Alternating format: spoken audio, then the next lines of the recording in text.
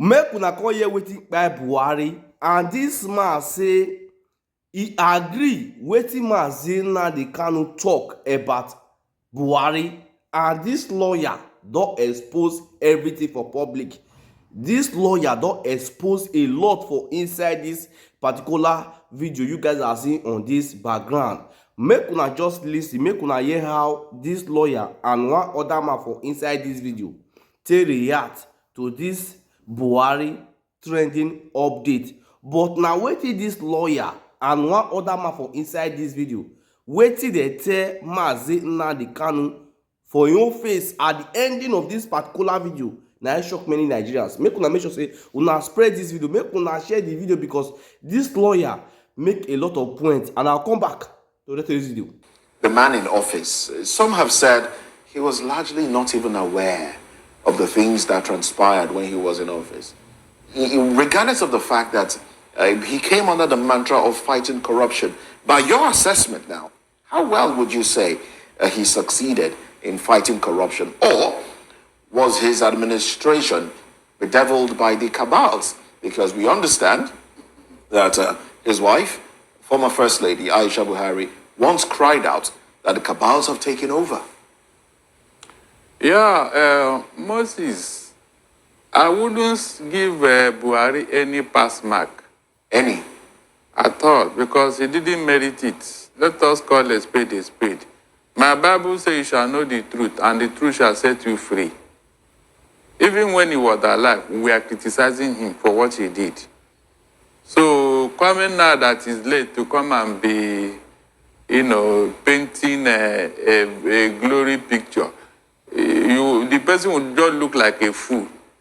Because all he did in office is very clear to everybody. Even under the military that he claimed to bring war against indiscipline, there was no discipline. Because we know what transpired under his watch, and that was why his fellow brothers, Babangida, removed him from office. So, let somebody come and tell me one single thing. For the benefit of those Nigerians who are younger and may not have been aware, can you tell us some of those things that transpired? Because we're educating people now. When Buhari came in as a military head of state, he came in with the mantra of war against indiscipline and was mesmerizing everybody with his no-nonsense stand, no corruption, no integrity and all that. So, people bought it. Before we can say Jack Robinson, he started doing a different thing entirely. For example, when he changed the currency, when he changed the currency to curb corruption, all of a sudden, 52 suitcases, were brought in from, I think, Saudi Arabia or so, or one of these Western world. And the thing landed at our airport. Nobody cleared. It was his ADC, Jokolo, who is now the Emir of Gwandu, that cleared those things expressly without any custom investigation. It was later we learned that those things were cash. Under his watch, that happened. Then under his watch, his second in command. So could it be that the man himself was, pious, but those around him were the ones perpetrating some of these things? Because the reason, sorry to interrupt you. Go ahead. The reason I say that is, I don't know if you've read the reviews to the book just published by Garba Shehu, where he talked about how Buhari turned down, how he rejected 10 million naira budgeted for food. He said, look, why are we going to spend 10 million naira on food? And he opted for bean cake and basically ogi and akara. Oh God! That was the kind of person he was. He would rather have such a simple meal than allow the nation to spend 10 million on food. You see, these are part of the thing I personally do not like about Buhari. I'm telling you, he read Nigeria with deceit, high-level deceit. He will appear in the public like somebody who doesn't do this, who doesn't do that. But Moses, You and I saw what came out from CBN when Tinubu instituted a panel to probe what happened. You saw, the man even came out and told us that, yes, so everything Emefiele did, I ordered it to. But has it been proven that the signatures there were signed by him? You didn't hear me. You didn't hear this one I said, Abi. The man said that whatever Emefiele did, that he ordered it. Barrister, if we're to point to that, the direction of the former president of Nigeria, then why then is it that the incumbent, or rather the present administration or the present president, decided to handle the issue of the ways and means without bringing him in? Because we've not heard anything about, anybody going after him, arresting him, or calling him for questioning. Look, over the years, Buhari was the luckiest president in the history of Nigeria. All his infractions, all his atrocities, all his corruption were just buried. It was never highlighted. Going from the time of Shagari, what Buhari did at an NPC when he was the first chairman of that institution, nobody talked about it till today. The $2.8 billion that disappeared under his watch. Nobody. So you don't think that was because he was not involved directly, Barrister? Don't you think that was because he was not involved directly in that? Because we've seen people who happens to be military head of state too in Nigeria still alive. They wrote books, and you know how they were, how they was aware in the words in that particular book that they have. I'm talking about Olusegun Obasanjo wrote his own book. IBB also have his own book at this point in time, and some other Nigerians also. And they weren't able, or rather, they didn't call him or pinpoint any particular crime to this particular man we're talking about. Didn't you hear what I said? I said he is the luckiest person. How lucky can Nigerian be when he gets to book review and written? Hold on. Buhari had this tendency of being, what do I call it? Unforgiving. Just like his fellow Fulani brothers. He has this heart. He will appear in public like a very quiet, harmless person. But you don't meddle with him. So people know him for that, even in the military. That's why nobody wants to expose what he did. Let me tell you a very typical example. When Obasanjo came into office and wanted to probe PTF, which Buhari headed, Buhari warned him not to try that. But Obasanjo went ahead. On the 7th of July, 1999, when Obasanjo set up that panel to probe, because he received a lot of petition against Buhari. Meanwhile, the sole consultant for all the projects under PTF, under Buhari, was somebody related to him by marriage, a man. When Obasanjo set up that panel, the day that consultant was supposed to come and testify against Buhari, because he had all the document, everything, he slumped and died. That was the end of that panel probe. That was the end. Then when Buhari now came into office in 2015, one of the things he did was to compensate the son of that consultant, a 12th level officer in the civil service, with the appointment of managing director of rural education and other. And people say, what experience does that boy have to be given such a position? Is that not compensation?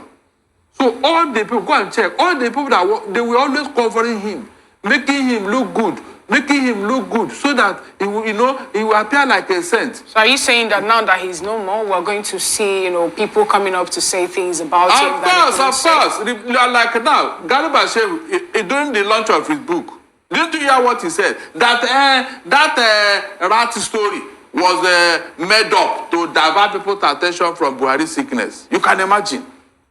That he invented that rat story, that rat invaded his office. That's why he was operating from the house. Meanwhile, the real story is that when the National Assembly discovered that this man is no longer capable, they wanted to introduce the doctrine of necessity. Something they did for Yaradua. And because the North doesn't want that, they packaged him immediately and brought him back.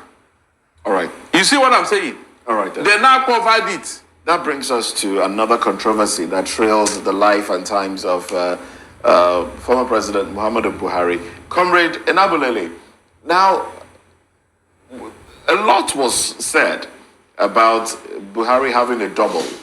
the possibility. In fact, Nnamdi Kanu, who is still in detention and is going through trial now, was, largely said that, look, that Buhari had died a long time ago. And whoever Nigeria was, having as Buhari was a body double. And how do you react to some of those allegations, those statements? Because none of them has been confirmed. Are we going to see some sort of confirmation in the... Mr. Moses, to be very sincere with you, as a black man, and from the cradle of black civilization, I agree totally with that belief. Even I had a discussion with my wife yesterday that what we are saying, that I'm a little bit confused, but not that of my governor when he was presenting a budget. I was a little bit confused and very sincere. That what is all this charade? You see, Showore some time ago once said, Showore or my brother from the east, Nnamdi Kanu, yes. Said it. That, and now, well, you look at it. And from what we have gathered now, they said whether the body has already arrived in the country. I don't know. From what we have gathered, here we are. They have sent the vice president to London to accompany the body and the family back to Nigeria. So for me again, I'm confused. So Nigeria, see, they are just giving us something to be worried about. So are you saying that you actually believe that there is the possibility that the real Buhari might have died, and what we have Mr. Moses, had in the past time I'm was saying a body it very double? emphatically that I believe.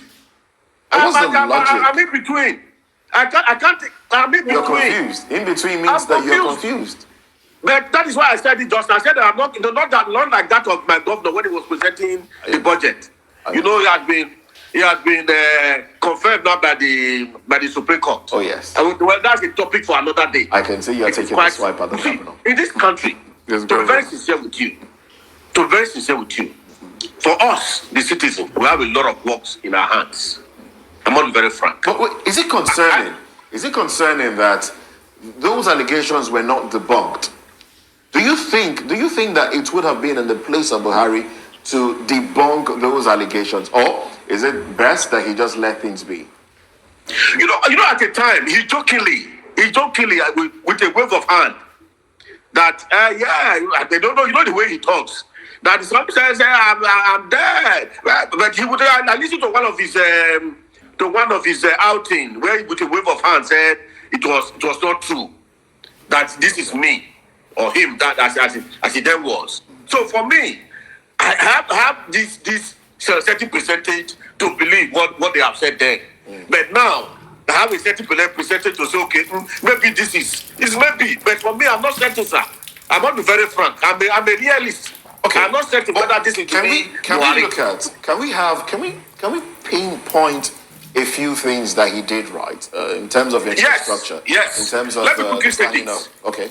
Yeah, Mr. Moses. Let me quickly say this. That's why, to some extent, I appreciate the barrister.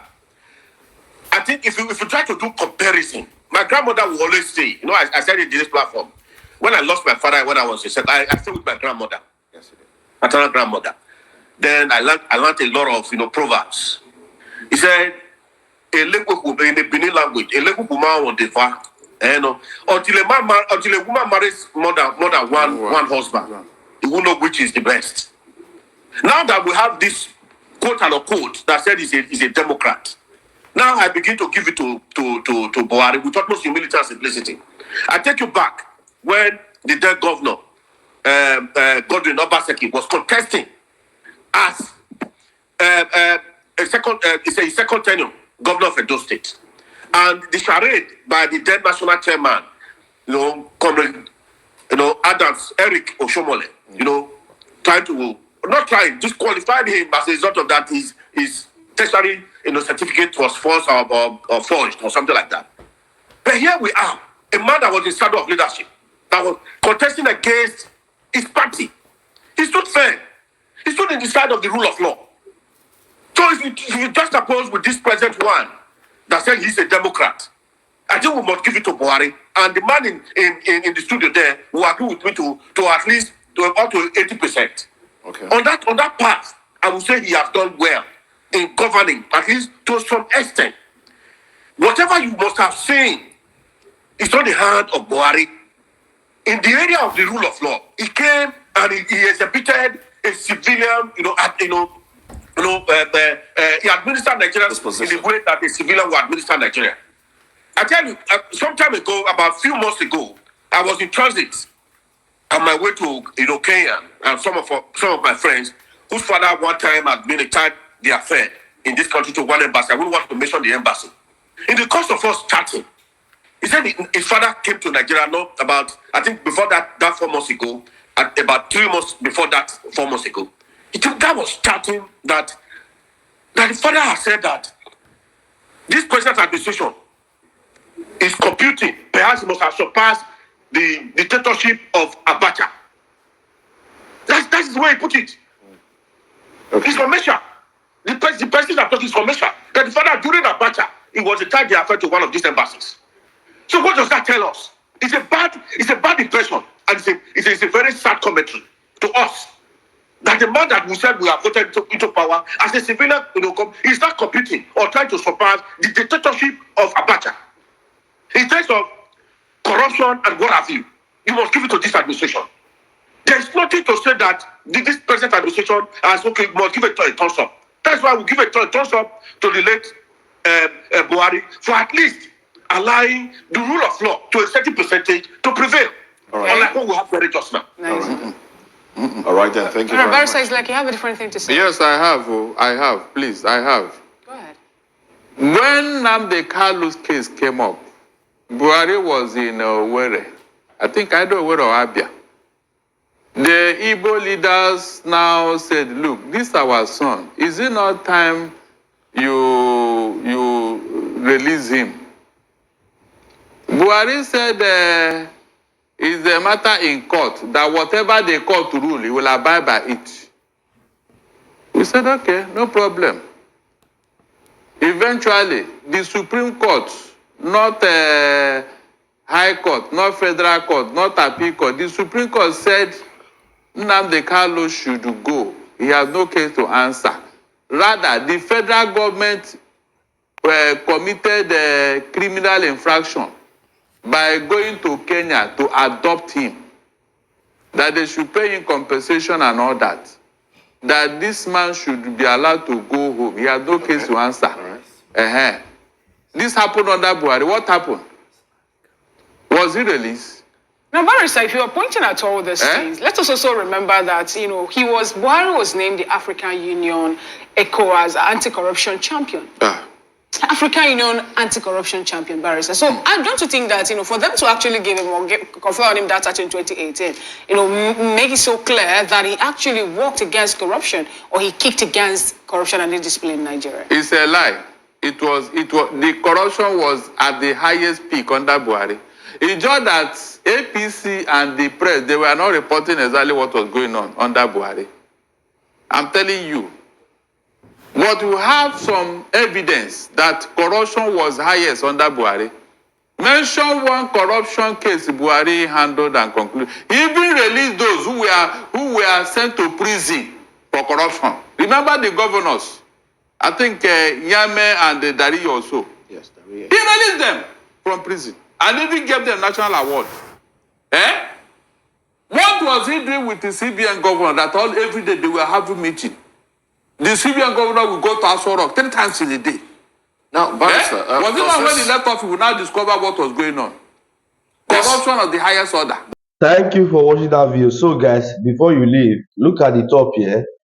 Do well to subscribe and also put on Kishobe so that whenever we upload any video in this great platform, you will be the first to see it. And please don't forget to drop your comment at the comment section, your opinion, what you think about this video. And please don't forget to share the video, spread the video so that more people can come across this video. See guys, this is where I'm going to end the video. I will see you guys